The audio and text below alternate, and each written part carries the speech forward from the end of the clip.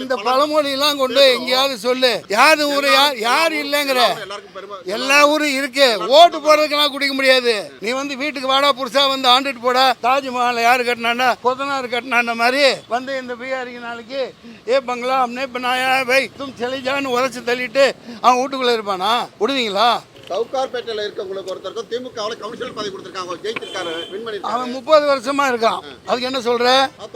40 வருஷமா இருக்கான். நீ நேத்து வந்துட்டு 1.5 கோடி பேர் திணிக்க முடியாது. உன் கேள்வியை கொண்டு போய் அங்க கேளு. உங்களை புதிய தலைமுறை திருப்பி நான் கேட்கிறேன். ஆந்திரால போய் ஒரு கேரளால இப்படி 1 கோடி பேர் தமிழ்நாட்டுக்காரி உள்ள வந்து அங்க போய் இருந்து நீங்க ஓட்டு கொடுத்துருவீங்களா? போட விட்டுருவீங்களா? கேட்கிறேன் உங்களை. இப்ப திடீர்னு நம்ம தம்பிக்கு ஆதரவு கொடுத்துருந்தேன் விஜய்க்கு. அப்புறம் பார்த்தா அவரு இந்த ஒரு நான் காலங்காலமா 20-30 வருஷமாவே திமுக பக்கம் போகாதவன். இப்போ அடிப்படையை புரிஞ்சுக்கிட்டு எல்லாம் நான் கட்சி பேரெல்லாம் சொல்ல விரும்பல. அவரு இவரு அந்த கா இந்த கா கோக்கா மக்கா இவர் புதிய கட்சி எல்லாம் பார்த்தா இந்த பொம்மலாட்டம் மாதிரி பப்பட் ஷோ. அவங்க இறக்கி விட்டுட்டு இதை தூக்கலான்னு பார்க்குறாங்க. நாங்கள் எங்கள் கங்காளி சண்டை அடிச்சுக்குவோம். இருக்கிற பல முரண்பாடு இருக்குது, முரண்பட்ட கருத்து இருக்குது. நாங்கள் வீட்டுக்குள்ளே அடிச்சுக்குவோம், உரிமையை கேட்டு வாங்கிக்குவோம். ஆனால் இது எல்லா சக்திகளுமே மிகப்பெரிய அளவில் தமிழ்நாட்டை சூறையாட காத்துக்கிட்டு இருக்கு. அதுக்காக தான் நீங்கள் கேள்வி கேட்டுட்டு இருக்கீங்க. ஈரோட்டில் கலெக்டர் பீகாரிகள் இங்கே ஓட்டு செலுத்தலாம், நாங்கள் தொலைச்சிருவேன். மிகப்பெரிய தவறு. ஜனநாயக ரீதியாக போராட்டம் பண்ணுவோம். இந்திய ஜனநாயக புலிகள் டெமோக்ராட்டிக் டைகர்ஸ் ஆஃப் இந்தியா இது சாதாரண கட்சியாக இருக்கலாம். ஒட்டுமொத்த தமிழ் தேசியம் இந்த தமிழ்நாட்டை பாதுகாக்கிறவங்க எல்லாம் ஜாதி மதம் எல்லாத்தையும் தூக்கி போட்டு ஓரணியில் திரளணும்.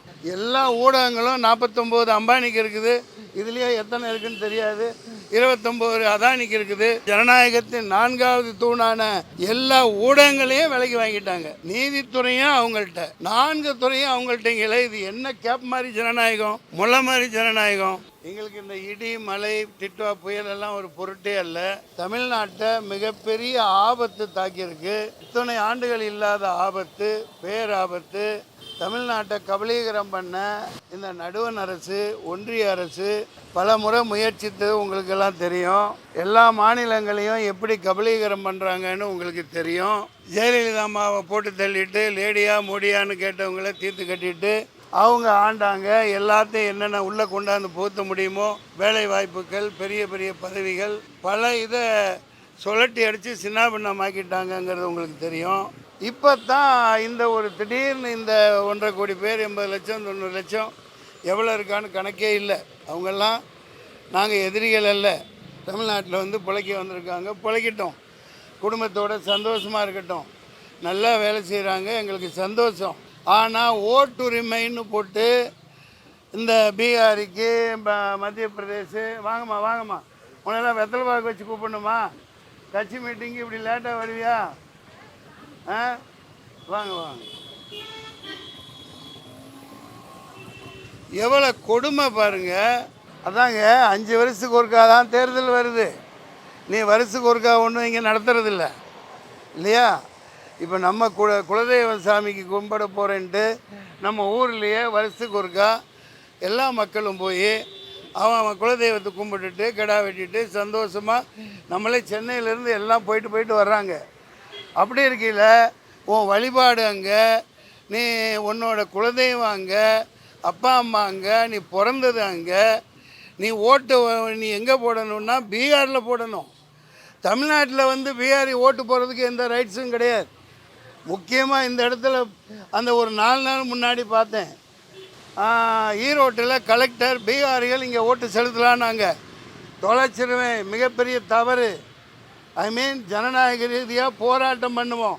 இந்திய ஜனநாயக புலிகள் டெமோக்ராட்டிக் டைகர்ஸ் ஆஃப் இந்தியா இது சாதாரண கட்சியாக இருக்கலாம். ஒட்டுமொத்த தமிழ் தேசியம் இந்த தமிழ்நாட்டை பாதுகாக்கிறவங்கெல்லாம் ஜாதி மதம் எல்லாத்தையும் தூக்கி போட்டு ஓரணியில் திரளணும்.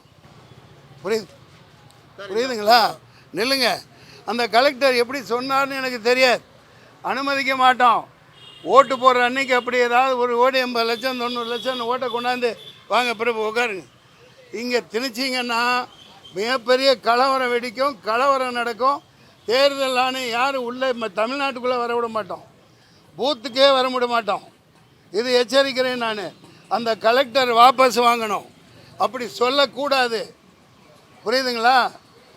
ஓட்டுங்க எங்க தமிழ்நாட்டில் இங்கே கேட்க வருது அதுதான். இந்தியாவிலேயே உலகத்திலேயே அதிகமான வருகை பதிவு வேறு மாநில மக்கள் இங்கே தான் 1 கோடி 1.5 கோடின்னு வந்திருக்காங்க. மிகப்பெரிய அது ஒரு வரவேற்கத்தக்கதா இல்லையா? அடுத்து புரியுதுங்களா? ஒர்க் பர்மிட் மாதிரி தமிழ்நாடு அரசு அவங்களுக்கு ஏதாவது பண்ணணும், நினச்சா பண்ணலாம். எங்கெங்கே யாராக இருக்கீங்க அத்தனை நேரத்தில் என்ட்ரி கொடுங்க. ஓட்டு போடுறதுக்கு அதானி தானே ஃப்ளைட் வச்சுருக்காரு, அம்பானி ஃப்ளைட் வச்சுருக்காரு. எல்லா ஊடகங்களும் 49 அம்பானிக்கு இருக்குது, இதுலேயே எத்தனை இருக்குதுன்னு தெரியாது. 29 அதானிக்கு இருக்குது. ஒரு 4வது தூணான ஜனநாயகத்தின் 4வது தூணான எல்லா ஊடகங்களையும் விலைக்கு வாங்கிட்டாங்க. நீதித்துறையும் அவங்கள்ட்ட, 4 துறையும் அவங்கள்ட்டங்களே. இது என்ன கேப் மாதிரி ஜனநாயகம், முல்லை மாதிரி ஜனநாயகம்? கேளுங்க. பிற மாநிலத்தில் தமிழ்நாட்டில் ஓட்டு போடக்கூடாதுன்றீங்க. அதே மாதிரி இதெல்லாம் தமிழருக்கும் பொருந்தும்ல. தமிழர்கள் வந்து மும்பை தாராவில குடியிருக்காங்க, குட்டி தமிழ்நாடு அப்படிங்கிற பெருமையா பேசுறாங்க. உங்கள தமிழர்கள் வந்து மட்டும் ஓட்டு போடலாமா? ஏங்க நீ கேள்வி கேட்குறீங்களே நண்பரே, நீ தெரியுது அவன் தலைமுறையாக இருக்கான். 10 தலைமுறைக்கு மேலே 20 தலைமுறையாக அங்கே இருக்கான். ஓய் சுதந்திரத்துக்கு முன்னாடி இருந்து இருக்கான். புரியுதுங்களா? நேற்று வந்துட்டு உடனே எல்லாம் ஓட்டுரிமை கொடுக்கக்கூடாது. தமிழ்நாடு அரசு 10 வருஷம் 15 வருஷம் இங்கே இருந்தவங்களுக்கு பரிசீலனை பண்ணி அவங்க இந்த அரசியலுக்கு லாயக்கானவங்களான்னு அப்போது முடிவு பண்ணி தான் தரணும். கர்நாடகாவை ஏன் விட்டுட்டீங்க? பெங்களூரில் அங்கேயும் தான் இருக்காங்க. உடனே போய் ஓட்டு போட முடியுமா? உங்களை புதிய தலைமுறை திருப்பி நான் கேட்குறேன், ஆந்திராவில் போய் ஒரு கேரளாவில் இப்படி 1 கோடி பேர் தமிழ்நாட்டுக்காரர் உள்ளே வந்து அங்கே போய் இருந்து நீங்கள் ஓட்டு கொடுத்துருவீங்களா? போட விட்டுருவீங்களா? கேட்குறேன் உங்களை, விடுவீங்களா? யார் கூப்பிட்டா தமிழர்கள் பிற மாநிலத்தை வேலைக்கு யார் கூப்பிட்டு வரா? ஏங்க வேலைக்கு யார் கூப்பிட்டு வரான்னா 2000-3000 வருஷத்துக்கு முன்னாடியே தமிழன் தான் கடல் கடந்து போய் மிகப்பெரிய சாதனைகள் பண்ணி உலகத்துக்கே அடையாளமாக விளங்கினவன். இன்றைக்கி வந்தாரே வாழ வைக்கும் தமிழகம் வாழ வைக்கும். ஏன் அரசியலெல்லாம் உனக்கு தீர்மானிக்க அதிகாரம் கிடையாது, விட மாட்டேன். இந்த பழமொழியெல்லாம் கொண்டு எங்கேயாவது சொல்லு. யாது ஊர் யார் இல்லைங்கிற? எல்லா ஊரும் இருக்கு. ஓட்டு போடுறதுக்கெல்லாம் குடிக்க முடியாது. நீ வந்து வீட்டுக்கு வாடா புதுசா வந்து ஆண்டுட்டு போடா. தாஜ்மஹாலை யார் கட்டினாண்டா? கொத்தனார் கட்டினாண்ட மாதிரி வந்து இந்த பீகாரிக்கு நாளைக்கு ஏ பங்களா அம்னே பண்ணாயா வை தும் செலிஜான்னு உரைச்சி தள்ளிட்டு அவன் வீட்டுக்குள்ளே இருப்பானா? விடுவீங்களா? நீங்கள் யாதும் ஊரே யாவரும் கேளீர். ஏப்பா 1.5 கோடி பேர் இங்கே வந்துட்டால் தமிழ்நாடை காக்கிறதுக்கு எவ்வளோ பெரிய போராட்டம் நடந்து எவ்வளோ ரணகலமாகி இரத்தகலமாகி இந்திய எதிர்ப்புக்கு எத்தனை நூற்றுக்கணக்கான பேர் உயிரை கொடுத்துருக்காங்க, பல்லாயிரக்கணக்கான பேர் சிறை சென்றிருக்காங்க இந்திய எதிர்ப்புக்கு. என்ன கேள்வி கேட்குறீங்க? வர்றாங்க, தமிழ் புரியுதில்ல, வேலைக்கு வர்றாங்க, வேலை செய்ய சம்பாரு, ஓட்டு போட ஃப்ளைட்டில் போய் போட்டு வா. சவுகார்பேட்டையில் இருக்கவங்களுக்கு ஒருத்தருக்கும் திமுகவில் கவுன்சிலர் பதவி கொடுத்துருக்காங்க, ஜெயிச்சிருக்காரு, வின் பண்ணி. அவன் 30 வருஷமாக இருக்கான். அதுக்கு என்ன சொல்கிற? 40 வருஷமாக இருக்கான். நீ நேற்று வந்துட்டு 1.5 கோடி பேர் திணிக்க முடியாது. உன் கேள்வியை கொண்டு போய் அங்கே கேளு. இதுவரைக்கும் உங்கள் டிவி இதுவரைக்கும் 869 பீகார் தான் வந்து ஓட்டுரிமை கேட்டு பதிவு பண்ணியிருக்காங்க. இல்லை அதெல்லாம் விட முடியாது. இவன் இப்போ எஸ்ஐஆர்னு அதான் கொண்டு வர்றான். எங்களை வந்து இந்த குரங்கு அப்பம் பங்கு போட்ட கதையாவெல்லாம் உங்கள் கதையை இங்கே கொண்டாந்து செலுத்தாதீங்க. மத்திய அரசுன்னு இப்போ ஆண்டுகிட்டு இருக்கிற மோடி அரசு மிகப்பெரிய ஒரு மோசடியான ஆட்சி நடத்தி 11 வருஷமாக தொடர்ந்துக்கிட்டு இருக்கிற இது இவிஎம்ங்கிற ஓட்டல் அக்கா டப்பா ஒரு ஏமாத்து மிஷினை வச்சு தான் பதவியில் இருந்துகிட்ருக்காங்க. திருடங்கையில் சாவி இருக்கிற மாதிரி இந்த ஜனநாயகம் படாத பாடுபட்டுக்கிட்டு இருக்கு. இது ஜனநாயகம் இல்லை, அவர் நடத்துறது புனநாயகம்னு எல்லாத்துக்கும் தெரியும். எல்லாம் மீடியாவில் 90% அவங்க ஆதிக்கம்தான். அதானி அம்பானி தான், உங்களும் அதில் ஒன்று தான்.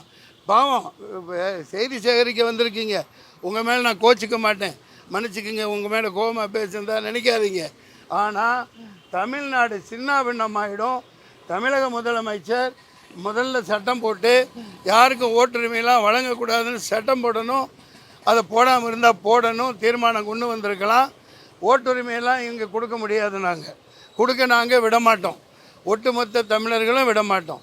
நான் ஏன் இப்போ இவ்வளோ நாளாக இப்போ திடீர்னு நம்ம தம்பிக்கு ஆதரவு கொடுத்துருந்தேன் விஜய்க்கு, அப்புறம் பார்த்தா அவர் இந்த ஒரு நான் காலங்காலமாக 20-30 வருஷமாகவே திமுக பக்கம் போகாதவன் இப்போ அடிப்படையை புரிஞ்சுக்கிட்டு எல்லாம், நான் கட்சி பேரெல்லாம் சொல்ல விரும்பலை, அவர் இவர் அந்த கா இந்த கா கோக்கா மக்கா, இவர் புதிய கட்சி எல்லாம் பார்த்தா இந்த பொம்மலாட்டம் மாதிரி பப்பட் ஷோ அவங்க இறக்கி விட்டுட்டு இதை தூக்கலான்னு பார்க்குறாங்க. நாங்கள் எங்கள் கங்காளி சண்டை அடிச்சுக்குவோம், இருக்கிற பல முரண்பாடு இருக்குது, முரண்பட்ட கருத்து இருக்குது, நாங்கள் வீட்டுக்குள்ளே அடிச்சுக்குவோம், உரிமையை கேட்டு வாங்கிக்குவோம். ஆனால் இது எல்லா சக்திகளுமே மிகப்பெரிய அளவில் தமிழ்நாட்டை சூறையாட காத்துக்கிட்டு இருக்கு. அதுக்காக தான் நீங்கள் கேள்வி கேட்டுட்ருக்கீங்க. நீங்கள் எஸ்ஆர் படிவத்தை பூர்த்தி செஞ்சு கொடுத்துருங்களா சார்? எது எஸ்ஆர் படிவத்தை நீங்கள் அதெல்லாம் கொடுத்தாச்சு. ஏன்னா தமிழ்நாடு அரசு பொறுப்பெடுத்து அவங்க வந்தாங்க, ஓட்டு போடுற ஏஜென்ட்டுகள்னு போட்டு அந்த தொகுதியில் திமுகவிலேருந்து அதிமுகவிலேருந்து எல்லா கட்சியில் இருந்தும் எங்களுக்கு விளக்கமாக வரவங்க வந்தாங்க. ஃபார்மை ஃபில்லப் பண்ணி கொடுத்துட்டோம். அது எப்படி என்ன இருந்தாலும் நாங்கள் விட முடியாது. எங்கள் ஓட்டுன்னு போச்சுன்னாக்க எலெக்ஷன் நடக்காது. புரியுதுங்களா? அவங்க உதவும் முகமாகத்தான் எல்லா இதுவும் செய்கிறாங்க. இப்போ மம்தா பானர்ஜி ஒரே போட்டுருச்சு, தூக்கி போட்டு வந்தால் அரெஸ்ட் பண்ணுவேன்ருச்சு. எஸ்ஐஆரை கொண்டு வந்தால் எஃப்ஐஆர்னுச்சு. இங்கே ஒரு சுமூக இதோட ஒரு இவங்க ஆட்சி கொஞ்ச நாள் இருக்குது. இன்னமும் பேர் ஆபத்து எல்லாத்துக்குமே இப்போ தெரியுது. அதை பாதுகாக்கும் விதமாக தான் தமிழ்நாடு அரசு இதை அனுமதிச்சிருக்குன்னு நான் நினைக்கிறேன். தமிழ்நாடு அரசு எதிர்க்கிறீங்களா? நான் சொல்லி பதிலே முடிச்சுட்டேன். இப்போ மறுபடியும் அதே கேள்வியில் நிற்கிறீங்க. மம்தா மாதிரி எதிர்க்கலைன்னா அங்கே காவல்துறை எல்லாமே அவங்க கோட்பாட்டில் அவங்க கையில் வச்சுருக்காங்க. எனக்கு தெரிஞ்ச அரசியல் இவங்க ஜெயலலிதா போட்டு தள்ளிட்டு போன ஆட்சியிலேருந்து அதுக்கு முன்னாடி இருந்து பல உயர் பதவிகளில், நான் காவல் அதிகாரிகளை குறை சொல்கிறதுக்கு இல்லை, எல்லாம் வேறு மாநிலத்தவர்கள், பண்டாரி பீகாரி அது இது லொட்டு யாரோ எல்லா உயர் பதவியிலையும் எலக்ட்ரிசிட்டி ஆஃபீஸியல்ஸ் எல்லா இதுலேயுமே கொண்டாந்து ரொப்பிட்டாங்க. அதனால் அதை களை எடுக்கணும். தமிழ்நாட்டில் இனிமேல் தமிழ் அதிகாரிகள் தமிழர்களுக்கு முன்னுரிமை கொடுக்கணும். வர்ற மக்களுக்கு இந்த வெளிமாநில மக்கள் தாராளமாக வேலை செய்யட்டும். ஓட்டு போட நீ எங்கே போய? நான் என் குடும்பம், என்னோட தொழிலாளிகள், அக்கம் பக்கம் ஃப்ரெண்டு எல்லாம் வருஷத்துக்கு ஒருக்கா இதுக்கு சாமிக்கு குலதெய்வ சாமி கொண்டாட போகிறாங்க. நீ 5 வருஷத்துக்கு ஒருக்கா போ. ட்ரெயின் அனுப்புவான், தாய்லாந்துலேருந்து ஹாங்காங் பறக்கிறாங்க. எதுக்குப்பா? டெய்லி காலையில் ஃப்ளைட்டில் வந்துட்டு சாயந்தரம் வேலை செஞ்சுட்டு கொண்டு போய் விட்டுறாங்க. அந்த மாதிரி அதானி வச்சுருக்காரு 1008 ஃப்ளைட்டு. அதில் ஏற்றிட்டு போய் ஓட்டு போட்டு கொண்டாந்து இறக்கி விடு. உங்களுக்கு என்ன போகுது? ஆமாம் இல்லை, கிடைக்கல. சாகு முறையெல்லாம் அப்படிலாம் நான் சாக மாட்டேன், நீங்கள் ஆசைப்பட வேணாம். அது என்ன அதில் அறிவிச்சு அது உண்மைதான். ஏண்டா சங்கரலிங்கனார் திலீபன் ஸ்ரீலங்காவில் எவ்வளோ வருஷம் இருந்து உயிர் நீத்தான் தெரியும், ஒரு பிரயோஜனம் இல்லை. சங்கரலிங்கனார் நம்ம தூய தமிழர். இந்த 1956 75 நாள் பச்சை தண்ணி கொடுக்காமல் உண்ணாவிரதம் இருந்து 76வது நாள் உயிர் விட்டார். அதனால தான் இந்த தமிழ்நாடுன்னு பேர் வச்சாங்க. மெட்ராஸ் ஸ்டேட்டுன்னு இருந்ததுக்கு தமிழ்நாடுன்னு இந்த சங்கரலிங்க. சரி பாப்பாங்க, அடே அர்த்தராத்திரியில் பிறந்தவனே வாங்கடா, தண்ணியும் குடிக்க முடியல, கத்த விடாதீங்கடா. மன்னிக்கும், கொற்ற மலை மக்கள் கொஞ்சம் கொஞ்சமாக வர்றாங்க.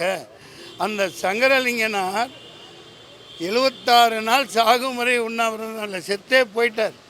அவர் கால் தூசிக்கு கூட என்னோட உண்ணாவிரதம் இருக்கார். இது ஒரு கிரியா ஊக்கி, இது ஒரு தீப்பொறி.